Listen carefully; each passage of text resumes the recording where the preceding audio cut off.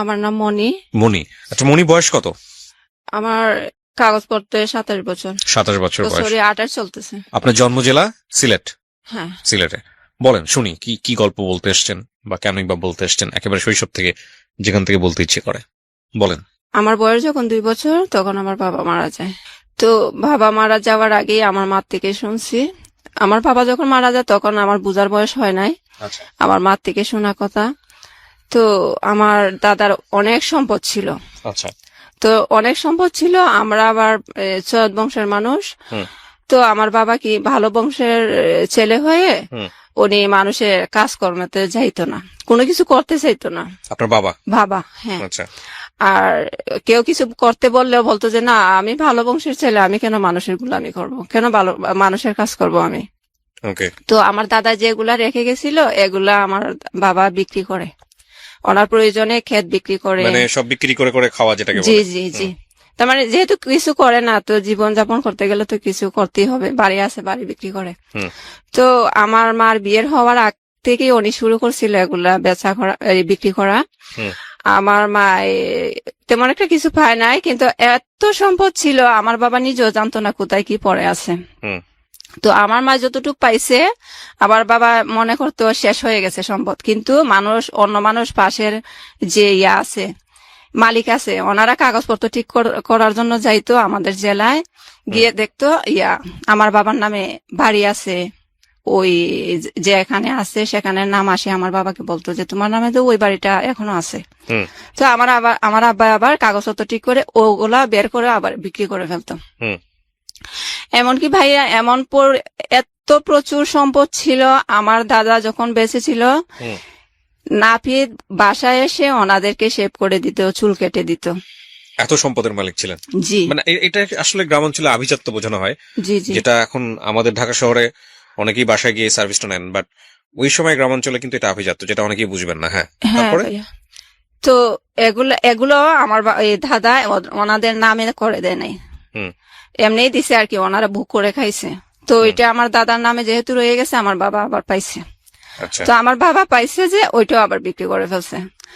আর একটা ক্ষেত এমন জায়গা আছে, এটা আমার কাজিন হয়, উনি এটা ওনার আন্ডারে নিয়ে গেছে, উনি বুক করে। তো আবার আরেক লোক আসি বলতেছে এই ক্ষেত তো তোমার রয়ে গেছে, ওরা দখলে নিয়ে গেছে, তো তুমি এক কাজ করো, ওরা যেহেতু চাষ করে ফেলছে, তুমি এগুলার উপর দিয়ে যে ধান যে ভিতরে থাকে না, এগুলারে কি বলে আমাদের এলাকায় তো চুষা বলে, তো ওগুলা ছিটাই দাও, তাইলে ধান যখন ইয়া করবো পাকবে তখন আপনি কেটে নিয়ে আসিও, দখল করার জন্য আর কি। তো এগুলো আমার বাবাই নিয়ে আসছে কেটে, এগুলা নিয়ে ঝামেলা হয়েছে, কিন্তু আমার বিচারশালীর যখন বসছে আমার বাবাকে এই ক্ষেতটা দেওয়া হয়।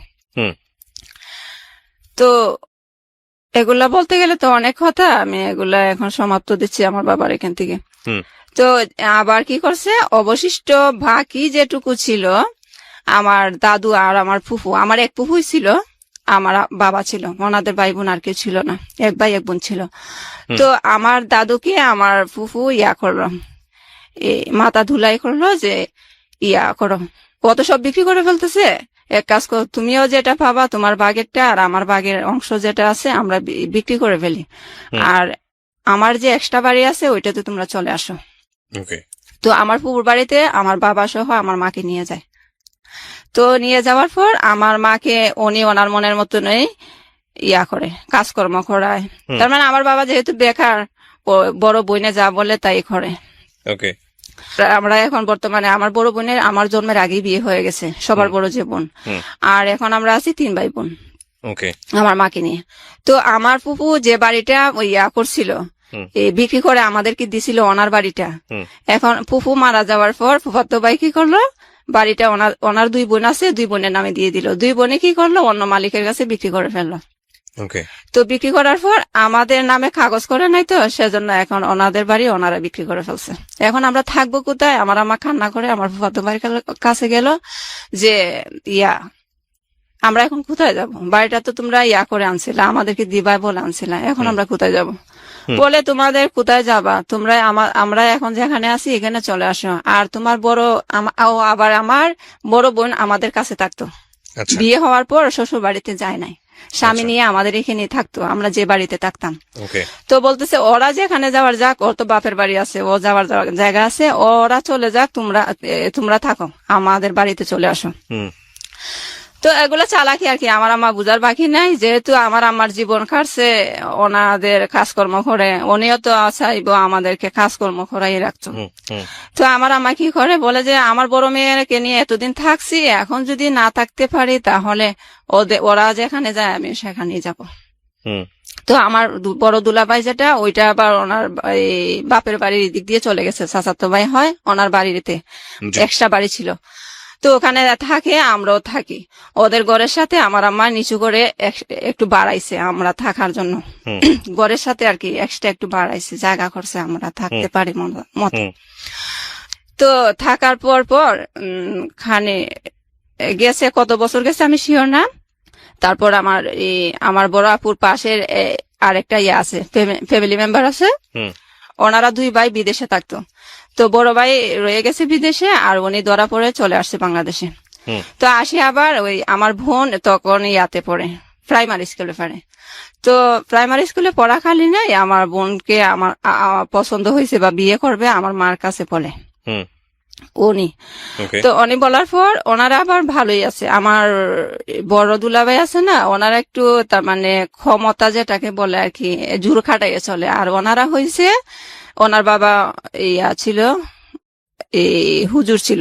হুম। তো ওনারা ইয়ার থেকে, আমার বড় দুলাভাই থেকে একটু বেটার আছে। আচ্ছা। তো আমার বড় দুলাভাইকে আমার মা যখন বলে, আমার বড় দুলাভাই তো একদম পায়ার হয়ে গেছে, কি আমার হুকুম ছাড়া তুমি রাজি হয়ে গেছে এখানে বিয়ে দিবা, কখনো হবে না। হুম। আমার বড় দুলাভাই বলতেছে ওনার ইচ্ছে, ওনার ছোট একটা ভাই ছিল বিয়ের বাকি। তো Okay. আমার বোন যেটা মেজুটা, আমার বড় যেটা ওইটাকে ওনার ছোট ভাইকে দিয়ে বিয়ে করাবে, ওনার উদ্দেশ্য ছিল এটা। আর ভাইয়া আমার বড় দুলাভাইটাই এমন অবস্থা আমাদেরকে রাখতো, তার মানে উনি যেটা বলবে সেটাই হবে। এখন আমার মা এটা মানে না। তো আমার মা কি করছে, এখানে থেকে তো পারবে না, যেহেতু ওনার দায়িত্বে আমরা আছি, ওনার বাড়িতে, ওনার ইয়াতে। হুম। এখন আমার মা কি করলো, এই আমাদের আত্মীয় বাড়িতে চলে গেল, আবার আচ্ছা। অন্য আরেকটা আত্মীয়র বাড়িতে চলে গেছে। হঠাৎ গিয়ে বলতেছে চলে আসছি গো তোমার ছেলের বাড়িতে। তো উনি, আমার ভাবিটা হেসে হেসে বলতেছে, বলে চলে আসছো তো ভালোই হয়েছে, থাকো। তো ওনাদের একটা বাংলা ঘর যেটাকে বলে, ওখানে আমরা থাকি। থাকার পর কিছুদিন পর আমার আম্মু কি করে, ওই যে লোক বলছিল আমার বোনকে বিয়ে করবে, হুম। ওনাকে সহ, ওনার বন্ধুও ছিল, ওনাকে সহ নিয়ে গেছে ওই কিশোরগঞ্জ, আমাদের আত্মীয় আছে। ওকে। তো আমাদের ওখানে ভাবছে ওনারা তো অনেক কিছু জানে, ওনারা শিক্ষিত, এরপরে রাজনীতিবিদ। তো ভাবছে ওখানে গেলে ওকে ভালোভাবে বিয়ে দিতে পারবো, যেহেতু আমার দুলাভাই এখানে মানতেছে না। হুম। ওখানে আমার বোনকে নিয়ে, আমার বোনকে ওনার সাথে আমার বোনকে বিয়ে দিয়ে দেয়। ওকে। তো আমার মাই তো গার্জিয়ানটা আছে, তাই না? তো আমার বড় দুলাভাই কোথা থেকে খবর শুনছে, শুনে ওনার একটা বন্ধু, ডাকাত বন্ধু একটা সাথে নিয়ে আমার গেছে, বলে যে ওনাদেরকে, আমাদের রিলেটিভ যারা আছে ওনাদেরকে বলতেছে ওকে শুদ্ধ আমার মার কথা বলতেছে, ওরা দুইজনকে, ছেলে এবং ওই আমার মাকে বের করে দেওয়ার জন্য ওদের বাড়ি থেকে, ওনাদের বাড়ি থেকে। ওনারা বলে কেন, আমাদের বাড়ি চিনে আসছে, তোমার কথা আমরা ওনাদেরকে বের করে দিব কেন? দেয় নাই। উনি রেগে এসে ওনার ওই যে পাত্র আর কি বিয়ে করতে গেছে আমার বোনকে, ওনার সিমেন্টের পালা বানাইছিল ঘর বানানোর জন্য, এগুলা নিয়ে গেছে রাতের বেলা নিয়ে গেছে। আর আমার আম্মা, আমরা যখন ওই যেখানে ছিলাম, ওনাদের ঘর থেকে আমাদের যা ছিল, আমাদের চাল, তারপরে হলুদ, মায় মশলা, খেতা বালির যা ছিল আর কি, সব তার মানে লুট যেটাকে বলে এরকম করে নিয়ে গেছে, চিনিয়ে নিয়ে গেছে সবকিছু। আমার মা তো ভাবছে না এত কিছু যে হবে, আসি দেখে সব শূন্য করে ফেলছে। আর আমাদের দূরের আত্মীয় স্বজন যারা ছিল ওদেরকে পটিয়ে বুলবাল কি কি বলে এমন অবস্থা করছে, লাগে যে আমার আম্মা একদম নিকৃষ্ট একটা কাজ করে ফেলছে।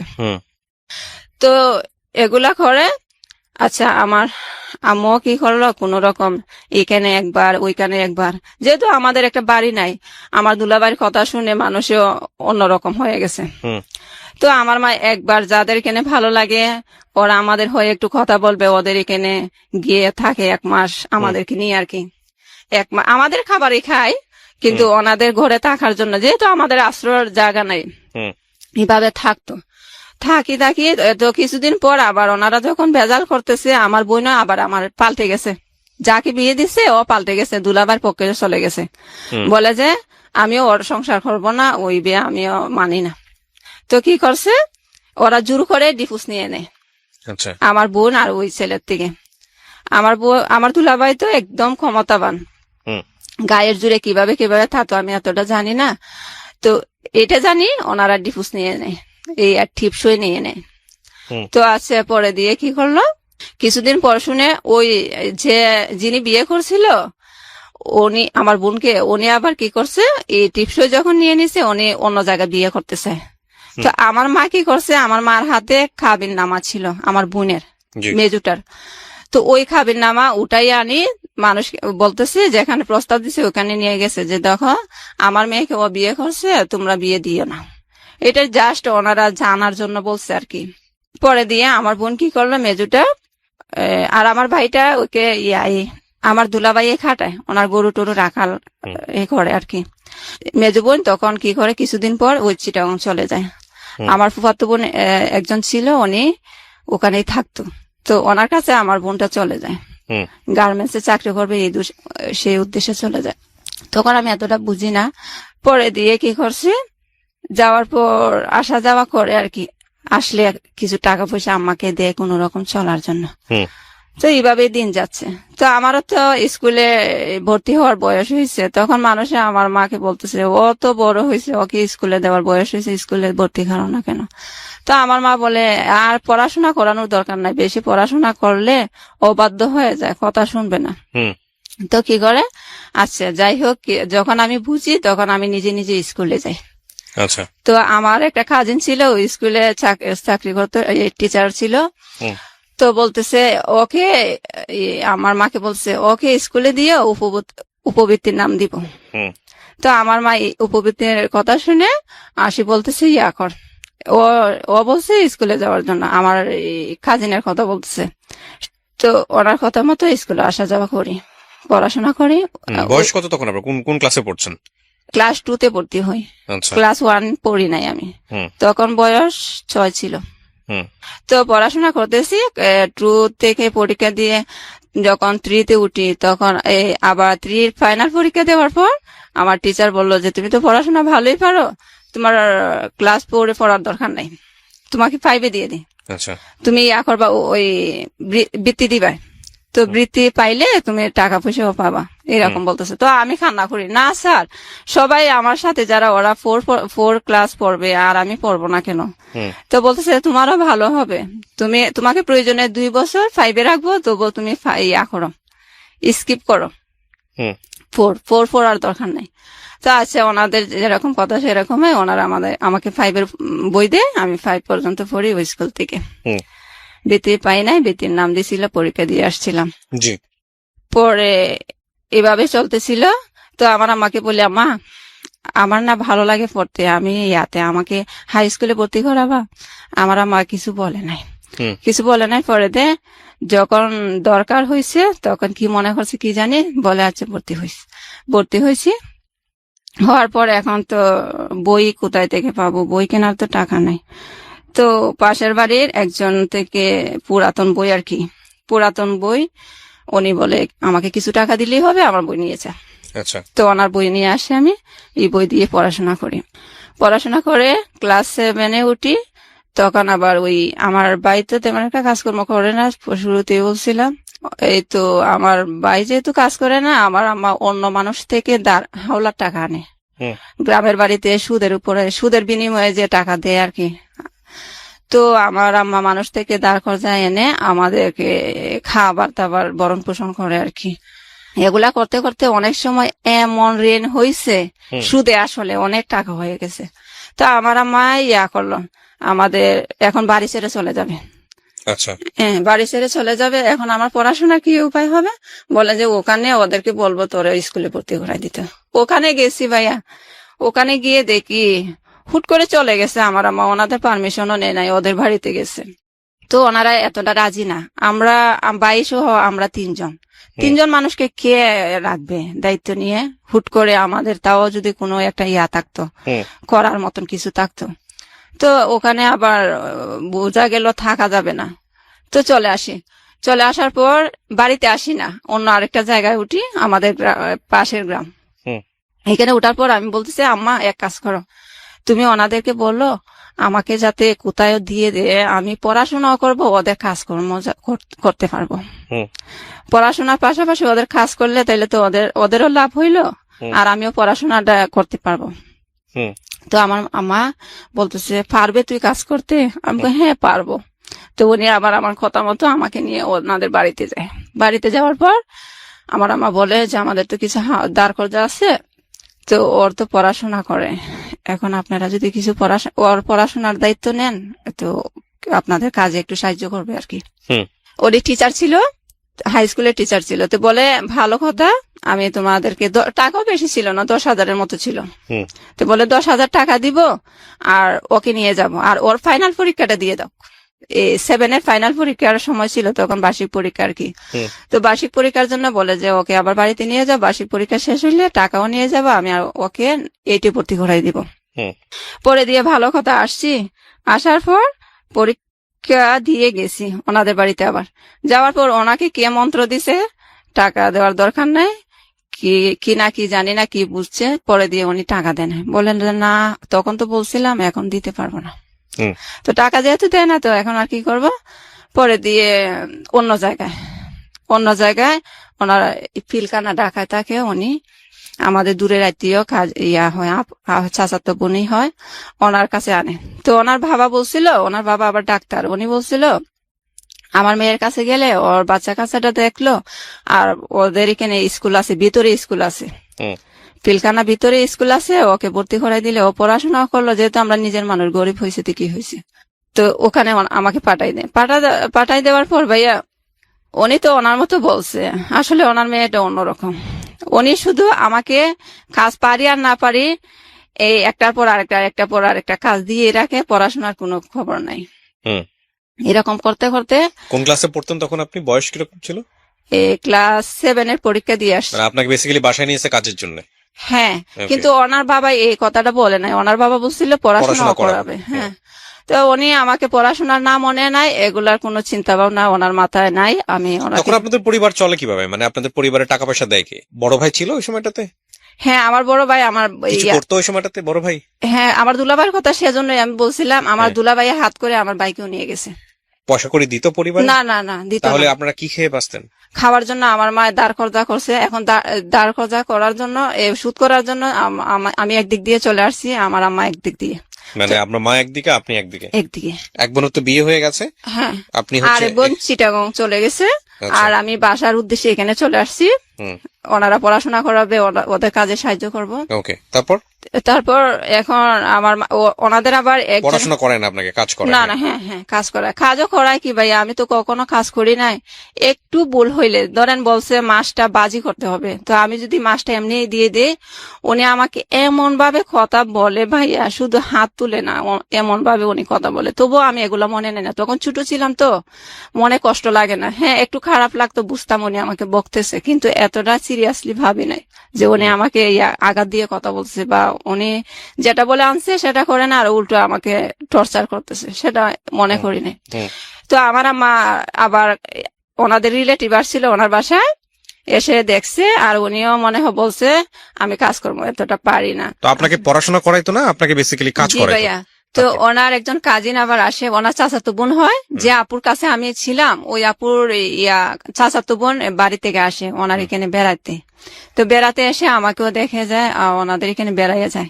তো আমার মা আবার বাড়িতে আসছে, ওই যে ঋণের জন্য চলে গেছিল না বাড়িতে, আমার আম্মা আবার আমার খবর নেওয়ার জন্য বাড়িতে যাতে মানুষে না দেখে লুকাইয়া আসছে ওনাদের বাড়িতে।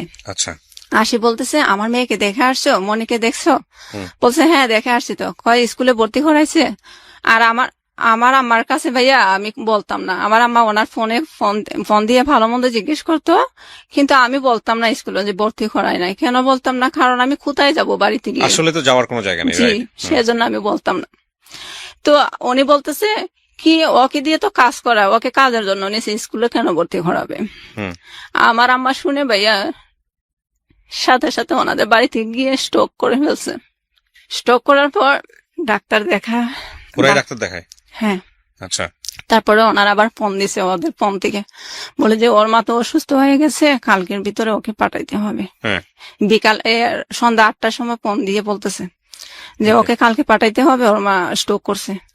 তারপরে আমাকে ওনারা গাড়িতে তুলে দেয়, আমি বাড়িতে যাই। আচ্ছা। যাওয়ার পর গিয়ে দেখি আমার আম্মা অসুস্থ হয় কিন্তু স্বাভাবিক হয়েছে। কিছুদিন পর আমি বলছি, মা এখন তো তুমি স্বাভাবিক হয়েছো, চলে যাই। আবার বলছে কোথায় যাবে? আমি ওখানে, ওরা তো আবার চাইতে বলছে, বলে না না ওখানে আর যাবে না, তোরে আর দিব না ওইখানে, মানে ওখানে দিব না? হ্যাঁ। আচ্ছা। তারপরে কি করছে, আমার আম্মা আমাদের আরেকটা আত্মীয়র বাড়িতে গেছে, এমনি ঘুরতে গেছে আর কি। তো ওনারা আবার বলতেছে ওনাদের বাসায় যে কাজের মেয়েটা ছিল ও নাকি বাড়িতে আসে আর যাবে না বলতেছে। তো আমার আম্মা আমাকে আসি বলতেছে, ওরা তো কাজের মেয়ে খুঁজতেছে, তুই নাও এখানে চলে যাও, ওরা তো নিজের মানুষ আছে। তো আমি বলি না না, আমি নিজের মানুষের কাছে যাব না।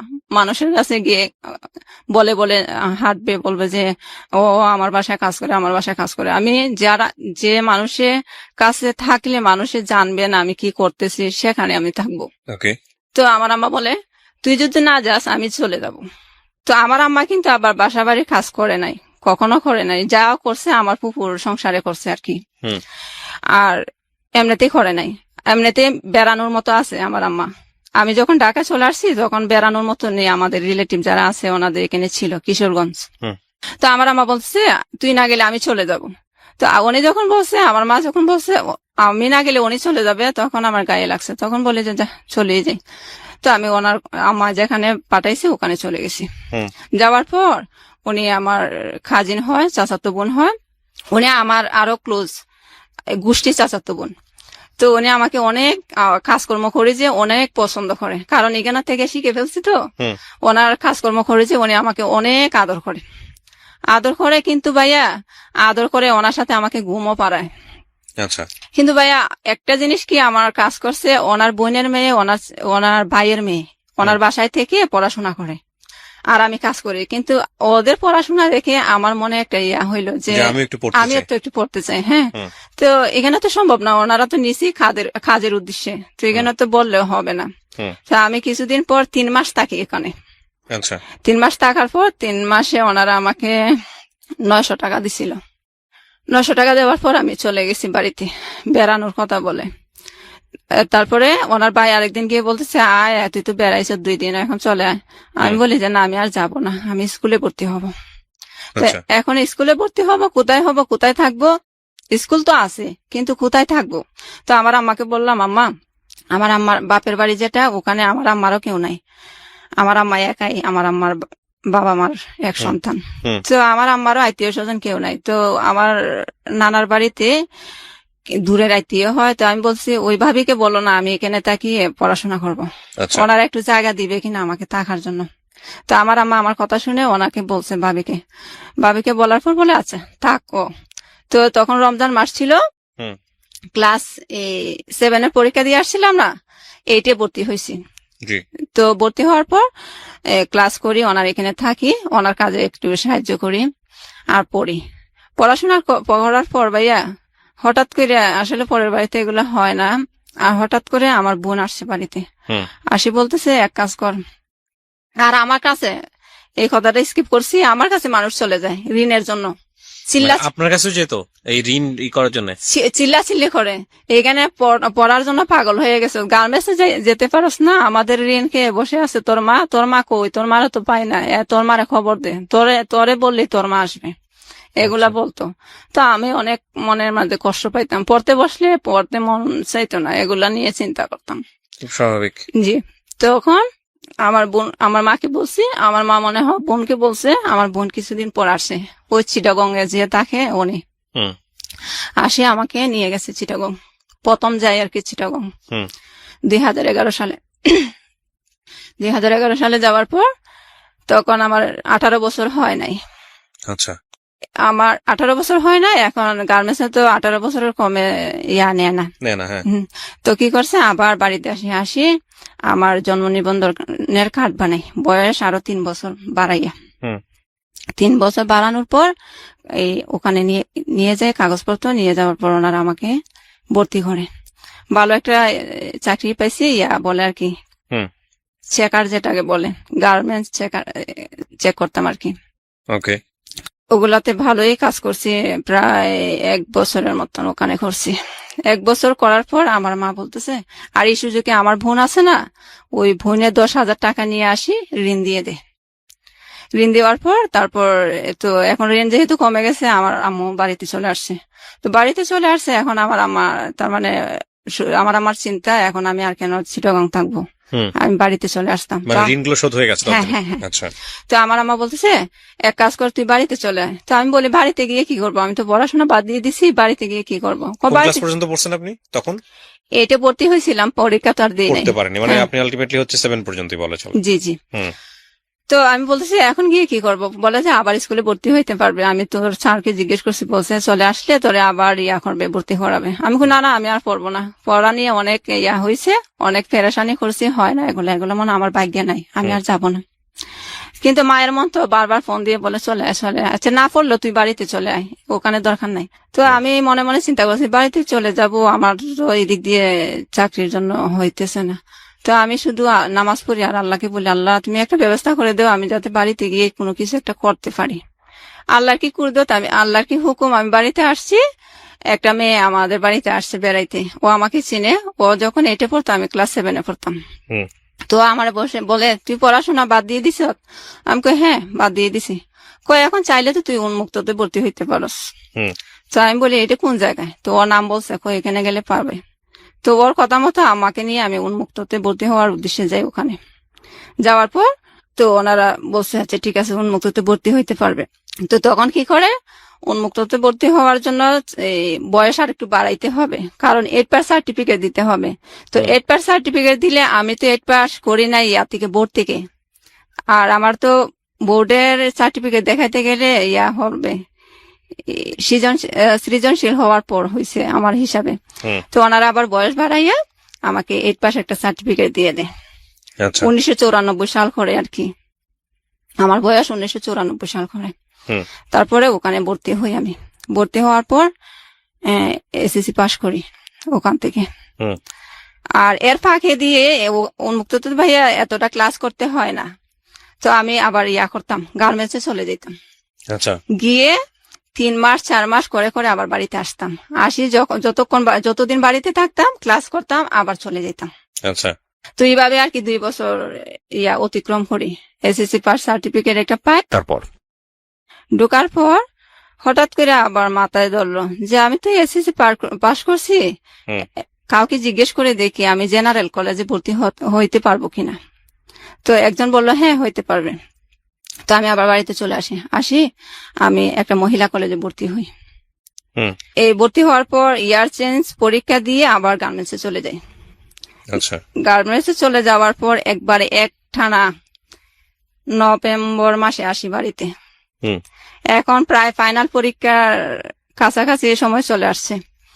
তো এখন স্যার বলতেছে, তুমি এতদিন, আমাদের কলেজের নিয়ম আছে, তুমি যে এতদিন অ্যাবসেন্ট করছো, আমাদের কলেজে নিয়মিত ক্লাস করা তোমাদের সবাইকে বলে দিছি, নিয়মিত ক্লাস করবা। তো তুমি যে এত মাস আসো না, এখন কি পড়ছো আর কি পরীক্ষা দিবা? তো আমি বলি যে স্যার হ্যাঁ আমি পারবো স্যার, আমাকে দেন। না না স্যারে দিবেন আমাকে, বলে তুমি 1 বছর পারলে এখানেই থাকো, তোমাকে আমি পরীক্ষা দিতে দিব না। অনেক করলাম স্যারকে, অনেক অনুরোধ করলাম, স্যার দিবে না দিবে না দিবে না।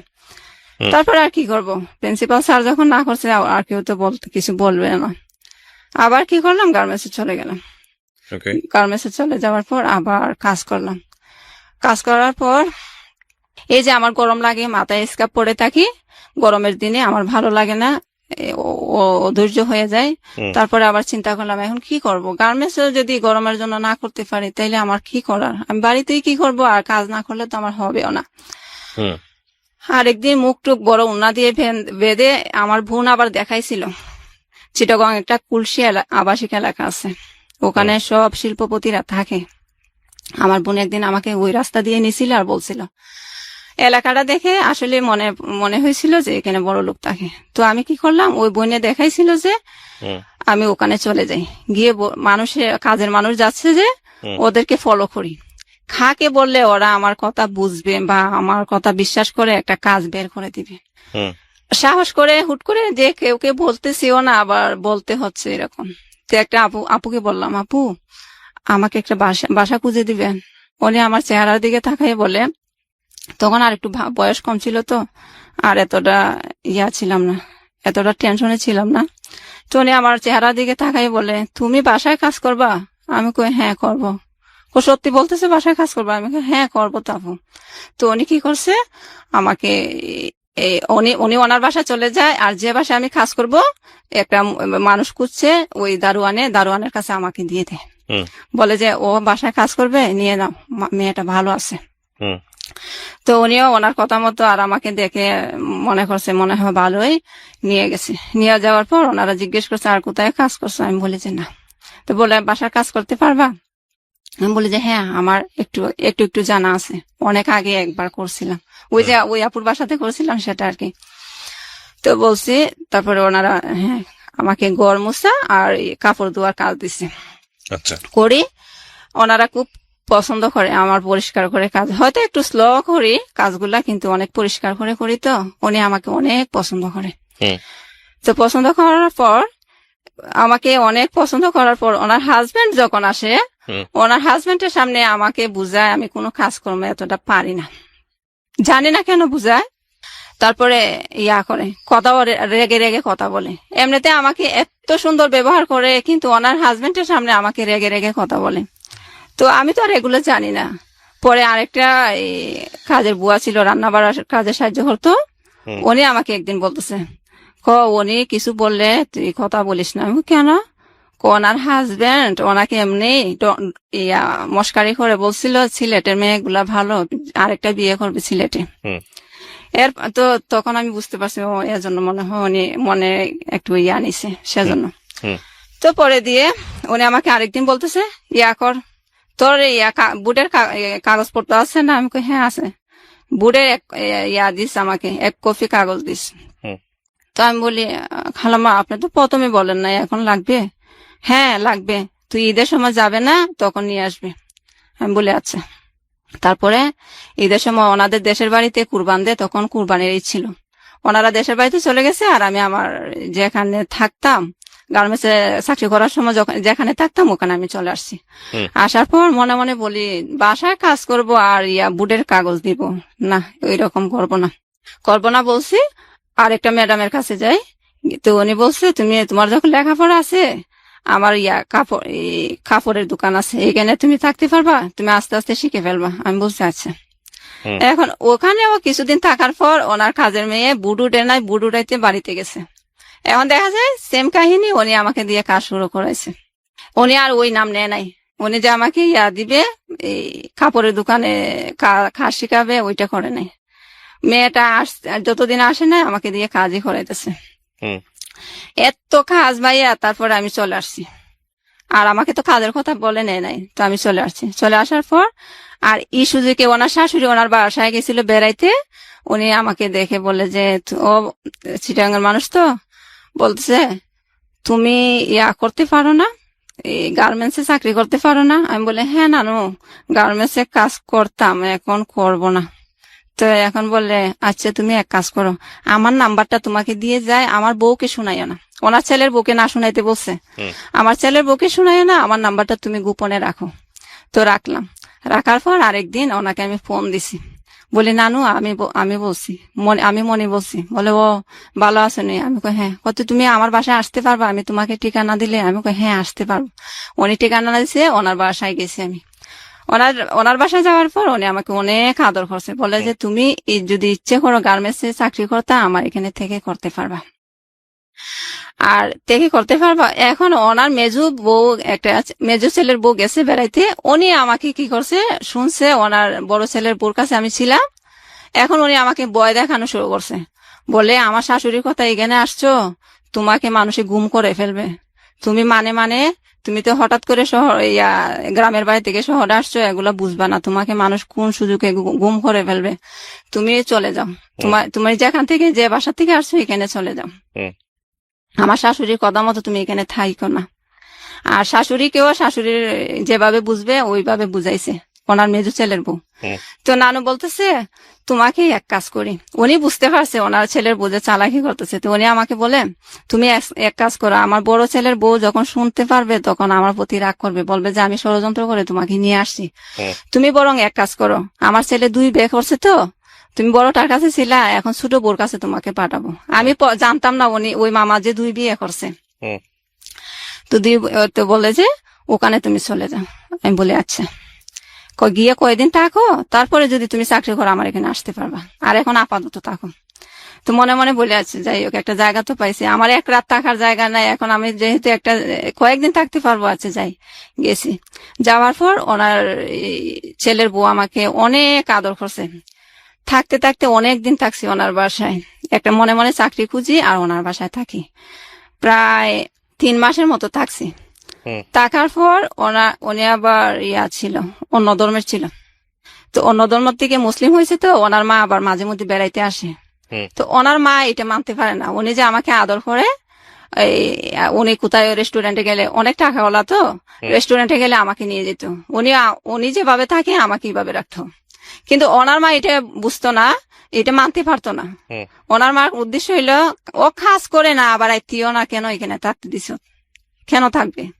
আর ওনার কথা হয়েছে আমার বাসায় তো এমনও কত মানুষে খায়, আমি 3 জন কাজের মানুষ রাখছি, ও একজনে খেলে কি, উনি আমাকে এজন্য রাখে। আমি ওনার জন্য অনেক দোয়া করি, উনি আমাকে আশ্রয় দিছে, যে এমন ভাবে দিছে, অনেক সম্মানের সাথে দিছে। তো কিছুদিন পর একটা চাকরি পাই আমি। আগে যেখানে কাজ করতাম যে গার্মেন্টসে, ওই গার্মেন্টসের ম্যানেজারকে আমি বলি স্যার, পার্সোনাল থেকে আমি ম্যানেজার স্যারের নাম্বারটা নিয়ে বলি স্যার আমি মনে বলছি, আমি তো আগে ওখানে চাকরি করে আসছি, এখন স্যার হঠাৎ করে বাড়ি থেকে আসছে, আমার একটা চাকরি দরকার। তো তখন কিন্তু ভাইয়া গার্মেন্টসে লোক নিতে নিষেধ হয়ে গেছে, সরকারের বেতন বাড়াইছে, তো তখন লোক নেওয়া নিষেধ। তো উনি বলতেছে আচ্ছা আমি করব, আগামী মাস থেকে যদি লোক নেয় তাহলে তোমাকে নিব, আর যদি না নেয় তুমি করতে পারবা না, কোনো কিছু মনে করতে পারবা না। আমি বলি আচ্ছা। তো 1 তারিখ হয়েছে, রাতে আমি 1 তারিখ হওয়ার আগে রাতে আমি ফোন দিই, ভাই স্যার আমি কি আসবো কাল? তো বলে আচ্ছা কাগজপত্র নিয়ে আসিও।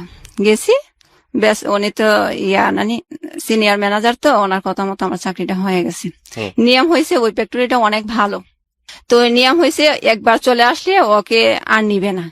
তো ওনারা আবার একদিক দিয়ে সিনিয়র ম্যানেজার বলছে নেওয়ার জন্য, আরেক দিক দিয়ে আমি যে এখানে কাজ করছি এখানে ফাইলপত্র দেখছে, আমার কোনো কমপ্লেন আসেনি যতদিন চাকরি করছিলাম, এর ভিতরে আমার নামে কোনো অভিযোগ আছে কিনা, দেখে যে নাই, তো আমাকে নিছে। নেওয়ার পর এখানেও কিছুদিন কাজ করার পর তো মামি আমাকে দেয়, ধারণা দেয় যে তুমি এক কাজ করো, তোমার তো পড়াশোনা আছে, অনার্স 3 কথা বলে আর কি, ও তো বললো তোমাকে কাজটা দিয়ে শিখায় নাই, দেয় নাই, তো আমি একটা দোকান কিনবো, তুমি পারবা চালাইতা, আমিও তোমাকে সাহায্য করবো, আমি তোমাকে শিখাইবো, আমিও শিখবো, তারপর আমরা 2 জনে এটা মিলেমিশে করবো। তো আমি মনে মনে বলি তাইলে তো আমার জন্য ভালোই হয়। তো আমি বললাম হ্যাঁ মামি যদি হয় তো দেখেন। তো এগুলা করলো। তখন আমার মাথায় ওনার কথা শুনে একটা ধারণা চলে আসলো যে আমি ওনাকে আবার কথাটা বললাম যে মামি আমি যদি টেইলার্স এর কাজ শিখে করি, আপনার কাপড়ের দোকানও দেখলাম, আবার আমি টেইলার্স এর কাজ জানি, নিজে সেলাই করলাম, ডিজাইন করে এগুলা বিক্রি করলে তো আরো ভালো হবে। তো উনি বললে হ্যাঁ করতে পারো। তো ওনার এখানে থেকে চাকরি প্রায় 1 বছরের মতো করছি ভাইয়া। ওনার এখানে এতদিন থাকি নাই, আমি আলাদা বাসা নিছি পরে দিয়ে চাকরি পাওয়ার পর আমি কথাটা ভুলে গেছি। চাকরি পাওয়ার পর ওনার এখান থেকে চলে গেছিলাম, কারণ চাকরি ছিল না দেখে ওনার কাছে ছিলাম, কিন্তু ওনারা বড় লোক মানুষ, এটা সম্ভব না আসা যাওয়া করা প্রতিদিন। আমার বিবেকে বাধা দিছে, উনি বলে নাই যেতে, আমি নিজে থেকে অন্য জায়গায় বাসা নিয়ে চলে গেছি। চলে যাওয়ার পর প্রায় 1 বছরের মতো করছি। আর এর ভিতরে আমার আম্মা ফোন দিয়ে বলে করছে, আমি না আমার ভাইকে তখন আমার ভাইয়ের বিয়ের কথাটা তো বলি না, আমার ভাই আবার বিয়ে করছে এই সুযোগে, এর আগেই বিয়ে করছে। তো বিয়ে করার কিছুদিন পরে আমি চলে যাই আর কি চিটাগং, আগের কথাটা পিছনে বলতেছে আবার। তো আমার ভাই বিয়ে করার পর আমি তখন বাড়িতে ছিলাম না, আমার ভাই হঠাৎ করে ফোন দিয়ে বলে আমার তো বিয়ে ঠিক হয়েছে, তুই বাড়িতে চলে আস। তাই আমি বলি কোন দিন বিয়ে? কালকে হবে, গায়ে হলো, তার পরশুদিন বিয়ে। আমি অবাক হয়ে গেছি, কি ভাইয়ের বিয়ে ঠিক করলো, আমাকে বললো না, এখন বলে বিয়েতে যাওয়ার জন্য। আচ্ছা যাই হোক চলে আসলাম বলছে যখন। যাওয়ার পর গিয়ে শুনি ভাইয়া বোর নাকি আরেকটা বিয়ে হয়েছে। তখন আমার লাগে এত একটা কষ্ট লাগছে, এক ভাই বিয়ে করবে আমাকে শোনায় নাই, তাও আবার মেয়ের আগে একটা বিয়ে হয়েছে। অনেক কষ্ট লাগছে মনে। তা আমি আবার আমার মাকে কেউ না শুনে মতো বলতেছি, মা বিয়ে করাইতেছো, মানুষে খুঁজে এক মার এক ছেলের কাছে বিয়ে দিবে, মানুষে অনেক খুশি হয়, খালি ঘর, এক মার এক ছেলে, কোনো ঝামেলা নাই। তো তুমি ঝামেলা নাই তোমার ছেলের, জানো তুমি বিয়ে করাবো কেন, বিয়ে করাবা? তো বলে আমার বড় দুলাভাই আছে না, উনি পছন্দ করছে। তো পছন্দ করছে, উনি আবার গাঁজা খায়। তো ওনার যে মেয়ে পছন্দ করছে ওনার ভাইও গাঁজা খায়। তো দুইজন গাঁজা খাওয়াতে বসছে, ওরা বিয়েটি করে ফেলছে। এখন কি করছে, এখন আমার আম্মাও আমার দুলাভাই যেটা বলছে সেটাই করছে। আচ্ছা বিয়ে করেছে, বিয়ে করার 2-3 মাস পর আবার আমি চিটাগং চলে যাই। চিটাগং চলে যাই, ওই চাকরিটার কথা বললাম যে চাকরিটা পাইছি, তো আমি তো আলাদা বাসা নিয়ে থাকি। তা আমার আম্মার প্রতি তখন এতটা টান হয় নাই আমার, কারণ ভাইয়ের সাথে থাকবে, ভাই একটু দেখাশোনা করতেছে। তো আমার আম্মা যখন আমাকে ফোন দেয় ভালো মন্দ জিজ্ঞেস করি, আর এই সুযোগে আবার আমার আম্মা ওইখানে চলে যায়। আমার আম্মা অনেকবার ওই কিশোরগঞ্জ গেছে, আমাদের রিলেটিভ যেখানে আর কি, কোনো সমস্যা হইলে ওখানে আবার চলে যায়, মোল্লারদর মসজিদ পর্যন্ত যেটাকে বলে আর কি। তো ওখানে আবার আমার আম্মা চলে গেছে। তো বলতেছে জি বাড়িতে ভালো লাগে না, তেমন একটা সুবিধা না মনে হয়, ও আমার কাছে ভালো লাগে না। তো ওর কাছে আমি ওকে, আমার ভাইয়ের বউ, ওর কাছে 50টা টাকা চাইছিলাম আমি গাড়ি ভাড়া দিয়ে এখানে আসার জন্য, ও আমাকে ওর হাতে টাকা থইও আমাকে দেয় নাই। তো এই কথাটা শুনে আমার অনেক কষ্ট লাগছে। তো কি করছে, আমার যখন চাকরির প্রায় 6 মাস চলতেছে, তখন আমার বোন চিটাগং যেটা আছে ও বলতেছে, আম্মা এতদিন পরের বাড়িতে মানুষে কয়দিন মেহমানের মতো রাখে, ওরা কি মনে মনে ভাববে, বলবে যে ছেলে মেয়ে রেখে পরে আছে আমাদের এখানে, তো এক কাজ করি আমরা এখানে নিয়ে আসি। তো আমি আচ্ছা নিয়ে আসো। তো তখন কি করে, আমার ভাই আর আমার ভাইয়ের বউ চিটাগং চলে যায়। চিটাগং চলে যায়, চিটাগং চলে যায়। আমার ভাইয়ের বউ তখন প্রথমে যাইতেছিল না, আমার ওনারা আমার বইনে বলছিল তুমিও যখন আসো আমরা সবাই চলে যাই বাড়িতে, একটু আয় উন্নতি হবে, তুমিও গার্মেন্টসে কাজ করলে, তো সবাই একসাথে করলে বাসা ভাড়া টাসা ভাড়া দিয়ে টাকা কিছু থাকে, আর একা করলে এটা হয় না। উনি যাবে না, বলে যে তোমাদের আইবে তোমরা বুঝো, আমি কেন চাকরি করে দিব তোমাদেরকে, যায় নাই। তো উনি 1 বছরের মতো বাড়িতে ছিল, এই সুযোগে উনি ওনার একটা বাচ্চা হয়, মেয়ে, আমার ভাইয়ের মেয়ে হয়। তো ভাইয়ের মেয়ে হওয়ার পর ওই আমার আম্মুকে যখন নিয়ে গেলাম চিটাগং, তো 15 দিন হয়েছে আমার ভাইয়ের মেয়ের, ওরা আবার করতেছে, বারবার ফোন দিচ্ছে আমার বোনকে, মেজু বোনকে, বলতেছে আমাদের এখানে তো জায়গা নাই, ওনার বাপের বাড়িতে গেছে। আমার আম্মা যেহেতু বাড়িতে নাই, কে দেখাশোনা করবে, ওনার বাপের বাড়িতে গেছিল, বলে যে আমরা তো এতদিন রাখতে পারবো না, আমাদের ঘরে জায়গা নাই, তোমাদের ভাইয়ের বউ আর তোমাদের ভাইয়ের মেয়েকে তোমরা নিয়ে যাও, যেখানে তোমরা থাকো ওখানে ওদেরকে নিয়ে যাও। আচ্ছা, পরে দিয়ে কি করলো, আমার মা আমার বোন ওরা গিয়ে আনলো, আমার আম্মা আবার গেল আর কি ওদেরকে আনার জন্য। এখন ভাইয়া আমার ভাইও গেছে, কারণ যেহেতু একটা ছোট বাচ্চা আনতে পারবে না মহিলা মানুষ, তো আমার ভাইও গেছে। আমার ভাইকে আমার ভাবির ভাইয়ের বউ বলতেছে, আমার আম্মার সামনে, আমার বোনের সামনে আমার ভাইকে বলতেছে, শুনো কাজকর্ম যা করবা ওর কাছে এনে দিবা, ও আইবে সব বুঝবে, আর তুমি কাজ যা করো সব টাকা ওর কাছে এনে দিবা। তো এখন আমার আম্মা আমার বোনের শুনছে কথাগুলো, তো আমার আম্মা আবার বলতেছে, দেখছো আমাদেরকে সামনে রেখেই বলে ওনার ননদের কাছে এনে দেওয়ার জন্য, তো আমরাও তো এখানে আছি, ওকে বললে আড়ালে বলতো, আমাদের সামনে কেন বলছে। আচ্ছা, এগুলো আমার আম্মা বেশি মনে নেয় নাই পর ওখানে গেছে, ওদেরকে নিয়ে আবার আমার আম্মা ওখানে গেছে, গিয়ে অনেকদিনই থাকছি। লকডাউনের আগে গেছিল, তারপরে লকডাউন হয়, আমি তখনও চাকরি করি গার্মেন্টসে। তো আমি যে বাসায় থাকতাম ওই বাসা থেকে আমার আম্মা বলে এখানে চলে আয়, আমি ওদেরকে 2000 টাকা বাসা ভাড়া দিতাম, আর আমারটা আমি পাক করে খাইতাম। তো আমার আম্মা বলতেছে ওইখানে একজন এক এক জায়গায় থাকার দরকার নাই, তুইও আমাদের কাছে চলে আয়। আমার ভাইয়ে বাসা ভাড়া নিছে, যেহেতু আমার ভাইয়ের বউও থাকবে, আমার মাও গেছে, তো বাসা নিছে। তো বলে ও একা মানুষ, রুজি করবে যেগুলো, এগুলো তো বাসা ভাড়াই চলে যাবে, তো তুই যদি তুইও কিছু দিলে ও দিল, খাওয়া বাসা ভাড়া এগুলো চলবে। তো আমি আমার মার কথা মতো চলে গেছি। আবার আমার বোন যেটা আছে, মেজো বোন, ও আবার বান্ধবীর কাছেই থাকে, শুরু থেকে এখন পর্যন্ত বান্ধবীর কাছেই থাকে। তো আমরা আর কি ভাই আর আমি একসাথে থাকি, আম্মা সহ। হুম তারপর এগুলা করতে করতে লকডাউনের সময় গার্মেন্টস বন্ধ দিছিল। তখন আবার মামি বলল, তোমার তো চাকরি মামি আবার জানতো না আমি যে গার্মেন্টসে চাকরি করি। মামি জানতো আমি একটা ইয়াতে এই এগুলা কি বলে ডায়াগনিক সেন্টারে একটা চাকরি পাইছি, এরকম মনে করতো। আমিও বুঝাই নাই গার্মেন্টসে চাকরি করি যে। তো কি করছে, ওই মামি বললো, তোমার তো চাকরি এখন বন্ধ, তুমি চলে আসো আমাদের এখানে, আমার খালি বাসায় থাকতে ভালো লাগে না। তো গেছি, মামি অনেক আদর করে। তারপর কিছুদিন থাকার পর রোজা শুরু হয়ে গেছে। তো রোজা শুরু হওয়ার পর কিছুদিন পর আবার শুনি, ফোন দিছি যে চাকরি কোন দিন খুলবে, ফ্যাক্টরি কোন দিন খুলবে। ওনারা বলে যে 2 তারিখে, আগামী মাসের 2 তারিখ থেকে গার্মেন্টস খুলবে। তো আমি আবার অ্যাবসেন্ট করি না, যেহেতু আমি চাকরি করি, কেন অ্যাবসেন্ট করবো। আমি আবার চলে আসি। চলে আসাতে মামি বলে, এখন তো সবকিছুই বন্ধ, তাইলে তুমি চলে যাচ্ছ কেন, থাকো না, তোমাকে এখানে কি হয়েছে, তুমি থাকলে তো আমার ভালো লাগে। আমি বলি, না মামি, চলে যাই, ওখানে আমার অনেকদিন তো থাকছি, ওখানে চলে যাই। তো চলে আসছি। আমি চাকরি করি, রোজার মাসে চাকরি করি। লকডাউন, সবকিছু বন্ধ, ঘুরাই যাইতে হয় ফ্যাক্টরিতে, তাও গেছি। যাওয়ার পর এভাবে চাকরি করে হঠাৎ করে দেখি ভাইয়া, আমার আম্মা ওই বাসায় বন্দি অবস্থায় থাকতে থাকতে একদম ওনার শরীর দুর্বল হয়ে গেছে, চলাফেরা করতে কষ্ট হয়, সিঁড়ি বাইয়ে উঠে যে উনি একদম নিঃশ্বাস ফেলতে পারে না।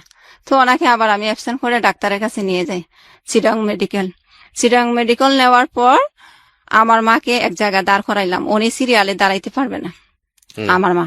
তো আমি বললাম, আম্মা তুমি করো, চেয়ারে বসে থাকো, আমি সিরিয়ালে দাঁড়াই, তোমার সিরিয়াল যখন আসবে তখন তুমি দাঁড়াবা। তো আমার মাকে চেয়ারে বসাই রাখছি। হঠাৎ করে একজন ইশারা করতেছে, আমি পিছনে তাকাইতাম, পিছনে তাকাই দেখি আমার মা একদম বমি টমি করে শেষ, নিচে পড়ে গেছে। তারপরে আবার চলে গেলাম, গিয়ে আমার আম্মাকে নিলাম, হসপিটাল থেকে বের হইলাম। হওয়ার পর পানি দৌড়াইয়া গিয়ে আবার এই দোকান থেকে পানি কিনে আনলাম, আইনে ওনাকে পরিষ্কার করে পানি খাওয়াইলাম। মাস্ক টাস্ক একদম ভরাই ফেলছে। তারপর আমার মাস্কটা ওনার মুখে দেই, আর আমি আবার আমার উন্না দিয়ে মুখ করে ফেলি। তারপরে আবার ডাক্তার, আমি কই, আম্মা এখন না আমার বাসায় নিয়ে চল, আমি ডাক্তার দেখাবো না। আমি বলতেছি, তুমি তো এখন তোমার সিরিয়াল চলে আসছে, কষ্টটা যখন করছো একটু কাজে লাগুক। এখন জোর করে নিয়ে গেলাম ডাক্তারের কাছে। তো উনি আবার পরীক্ষা দেয় ডাক্তারে। তো আবার বাড়িতে চলে আসছি, যেহেতু আমার খারাপ লাগতেছে, পরীক্ষা ওই দিন করি নাই, বাসায় চলে আসছি।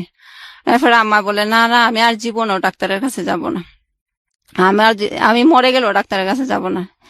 এরপরে এখন ভাইয়া ডাক্তারের কাছে তো যাই না, আমার ভাই আছে, বোন আছে, ওরাও ডাক্তারের কাছে আমাকে কোনোদিন বলে নাই নিয়ে যাবে। আমি চাকরি করে সময় পাই না, অ্যাবসেন্ট করে নিয়ে গেছি। ওনারা ইচ্ছে করলে কিন্তু প্রতিদিনই নিয়ে যেতে পারতাম, কারণ ভাইয়ে ছুটা কাজ করে, উনি কিন্তু গার্মেন্টস এর কাজ করে না, রাজমিস্ত্রি কাজ। আর বোনে চাকরি করে না, এমনি মনে চাইটা একবার করে, তারপর ভালো লাগে না, চাকরি ছেড়ে দেয়। তো উনি এক হিসাবে অবসরই আছে, কিন্তু এমনি আসবে, আড্ডা মারবে, কথা টথা বলে চলে যাবে বান্ধবীর বাসায়। কিন্তু একদিনও বলে নাই যে আমার শরীরটা যখন দুর্বল আমাকে ডাক্তার দেখাই। উনি কিন্তু আমার থেকে অনেক বেশি জানে, উনি অনেক দিন ধরে চিটাং থাকে, কিন্তু কোথায়ও উনি চেষ্টা করে নাই। পরে দেখে আস্তে আস্তে আম্মা একবারে দুর্বল হয়ে যাচ্ছে, আর আমার চেহারা অন্যরকম হয়ে গেছে। তো আমি বললাম, আম্মা করো, আমার ভাইয়া আবার ঘর বানিয়েছিল ঋণ করে, একটা টিনের ঘর বানিয়েছিল। আমার মেজো বোন যেটা, এটা এই পাক দিয়ে একবার চলে গেছিল বিদেশে, আমাদের কাউকে বলে নাই, আমার মাকেও বলে নাই। বিদেশ গিয়ে বলতেছে ফোন করে, আম্মা আমি তো বিদেশে চলে আসছি। তখন একদম আমার মা একটু কষ্টই পাইছে, কারণ বিদেশে গেছে, আমাকে বলবে না, এখন গিয়ে বলতেছে গেছে। আচ্ছা যাই হোক, ওনার মনের মতো গেছে। তো আমার বড় বোনে আবার, সবার বড় যেটা, ওটার আবার হয়, পাথর হয়, পেটে পাথর হয়। তো চিকিৎসা করবে, অনেক টাকা লাগে। তো আমার বোনে তখন 50,000 টাকা দেয়, যেটা বিদেশে গেছে তখন বিদেশ থেকে 50,000 টাকা দেয়। তো 50,000 টাকার বিনিময়ে বলছে বাড়ি দেবে, আমাদের তো বাড়ি নাই, ওনার কাছে বাড়ি বিক্রি করবে। তো উনিও বলছে, আচ্ছা আমি 50,000 টাকা দে, তোমরা 1 লাখ টাকা দিয়ে যে 16 শতক জায়গা কিনছো, ওখান থেকে আমাকে কতটুক জায়গা দিবা, বলে যে অর্ধেক দিবে। অর্ধেক দিবে বলছে, এখন টাকা নেওয়ার পর টাকাও দেয় না, বাড়িও দেয় না। তো ও আবার বাড়িতে চলে আসছে, ওই বিদেশ বেশি দিন থাকে নাই। ও তো বাংলাদেশে কাজ করতে পারে না, বিদেশে আর কি করবে, কিছুদিন পরেই চলে আসছে। আসি বলতেছে তোমরা কি করবা, বাড়ি দিবা না তো টাকা ফেরত দিবা? তো বলে আমাদের কাছে এখন কি টাকা আছে, টাকা ফেরত দিব? তো বলে তাইলে আমার বাড়ি দেও। বাড়ি দিবে না, কি ঝামেলা করে। তো পরে দিয়ে কোন রকম 2 শতক জায়গা দিবে, রাজি হয়েছে। তো 2 শতক জায়গায় ও রেজিস্ট্রারি করে নাই, লেখে রাখছে আর কি ওনার নামে। তো ওই 2 শতক জায়গার মধ্যে আমার ভাই একটা ঘর বানায়। তো ঘর বানাবে যে টাকা নাই, তো টাকা নাই, আমার আম্মাকে দিয়ে আবার নাই, ঋণ আনায় মানুষের কাছ থেকে ঘর বানানোর জন্য। তো এখন আমার আম্মাকেই তো চিনে, ওই ঋণ আবার কি করছে, রয়ে গেছে। তো আমি বললাম আম্মা, এই ঋণের জন্য আবার আমার ভাই বাড়িতে আসে না, চিটাগং গেল যে। তো আমি বললাম আম্মা এক কাজ করো, এই আমি যে টাকা জমাইছি এখান থেকে কিছু টাকা মানুষকে দিলে তোমাকে ইয়া করবে না, এতটা টর্চার করবে না, তুমি বাড়িতে চলে যাও, বাড়িতে গেলে হাঁটা চলা করলে তোমার ভালো লাগবে।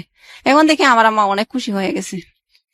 হ্যাঁ, অনেক খুশি হয়েছে। তারপরে আমি আবার 2020 সালের নভেম্বর মাসে আমার আম্মাকে নিয়ে বাড়িতে আসি।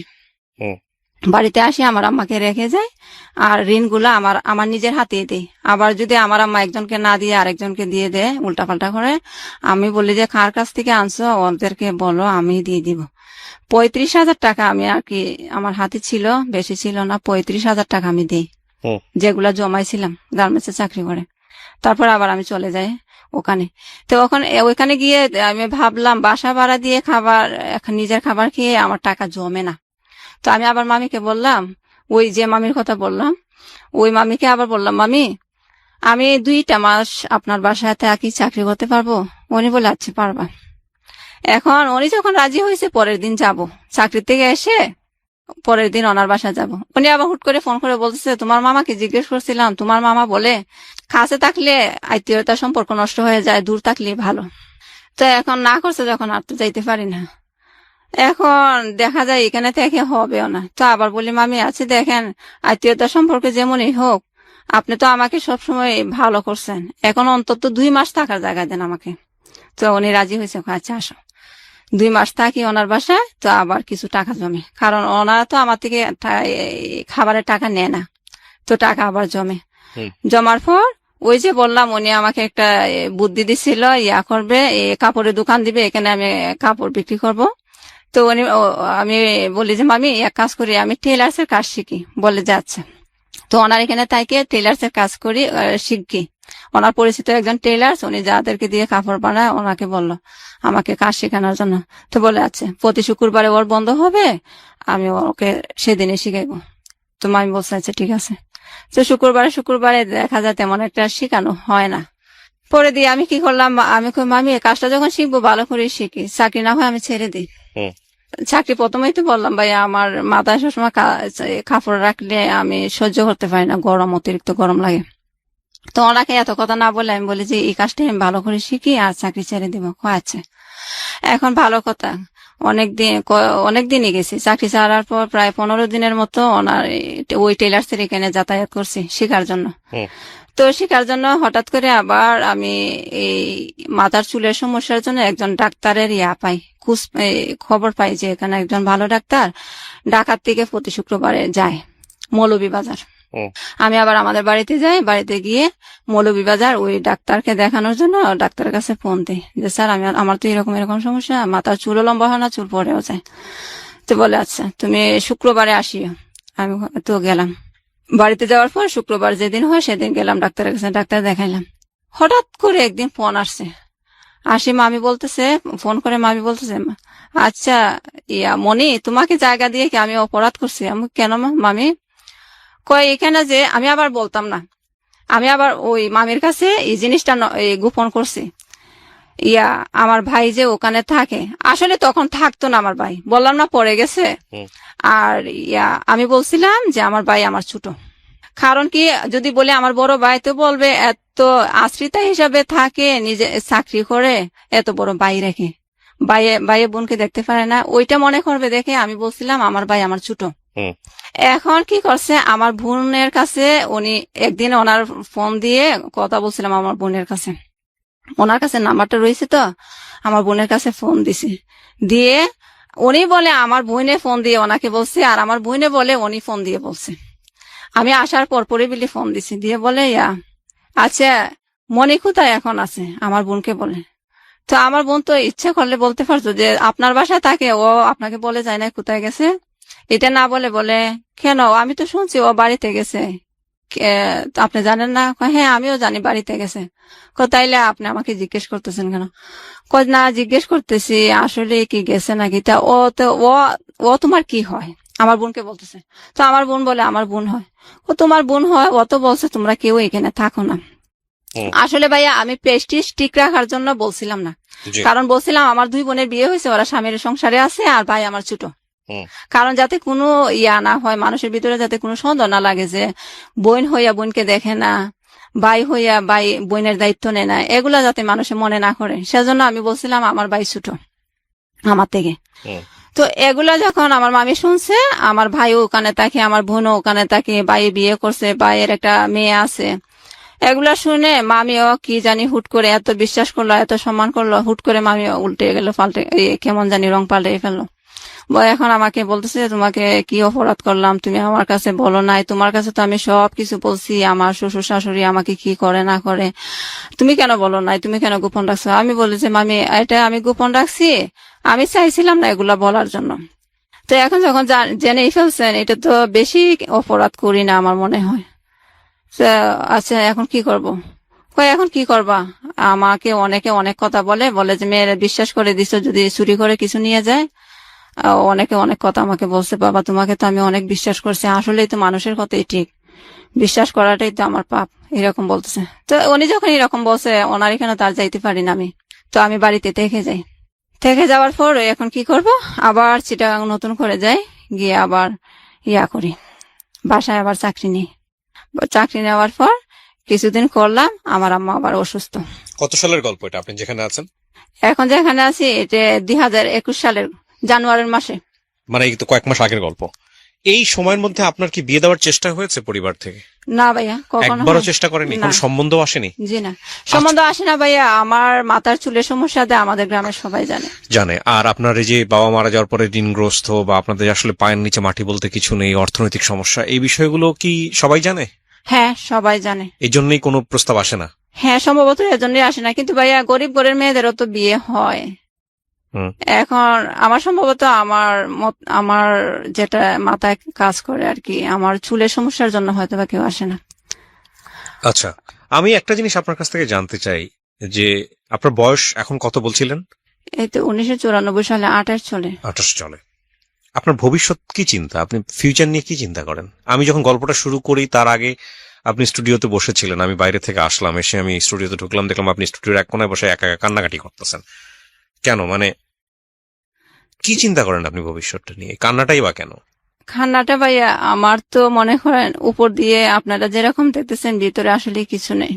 কিছু নেই বলতে কি, আমার মাথার সমস্যার কারণে কোনো পাত্র আসে না বিয়ের জন্য, আবার আমার ফ্যামিলি থেকেও কেউ চেষ্টা করে না।